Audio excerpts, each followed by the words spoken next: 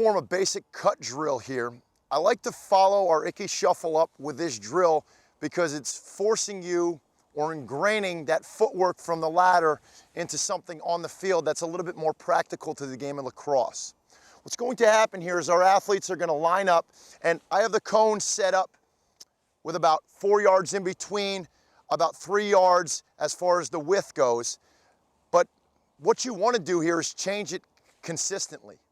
The goal is to never be the same because the game's always changing. So to follow this model each and every time isn't doing justice to the sport. Now, our athletes are going to start here. They're going to sprint full speed to this first cone. Their goal is to get that foot underneath their body, just like with that Icky Shuffle, plant off of that foot, seeing that Icky Shuffle drill as they square those shoulders up and accelerate to that next cone.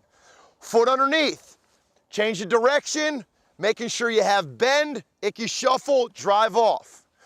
You want to almost pause and see that foot underneath, that bend in your hip, and make sure you square up. You need to make sure your shoulders are in line with your goal.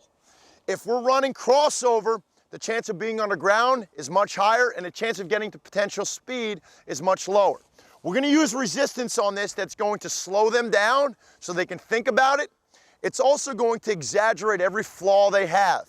If they're not low enough as they're circling the cone, or if that foot's underneath their body, they're probably going to be on the ground. So we're building explosion with the resistance. We're building technique because of the slow motion aspect of the resistance and because it's going to exaggerate the flaws, but it doesn't need to be done with resistance. My suggestion would be, if you don't have the resistance, do it slow, almost jogging pace to ingrain it in, and then pick up the tempo as the technique starts to become second nature. And go. Left foot, plant. Good. Get around that cone.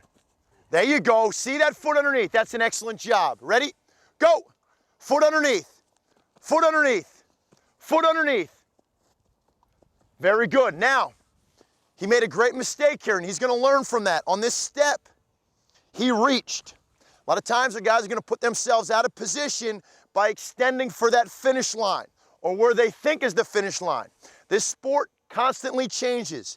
If you reach and you have to adjust, you're out of position to be able to explode.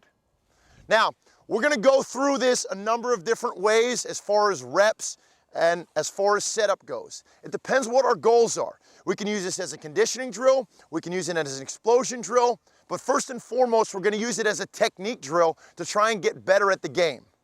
We're always going to follow this with a free rep. You want to make sure that you're not getting better at just the resisted reps, you're getting better at the free reps. So I'm going to have our second crew of athletes go through without the resistance. Ready? Go. Foot underneath. Hot.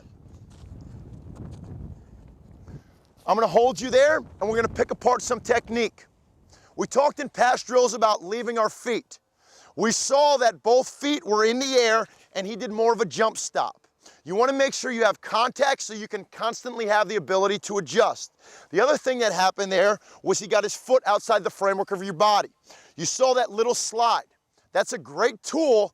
Now, not only is he going to get better, our next athlete's going to get better because they saw those mistakes. I welcome those mistakes because they will improve us. Go. Foot underneath. Foot underneath. Rotate those shoulders more. Rotate those shoulders more. Excellent.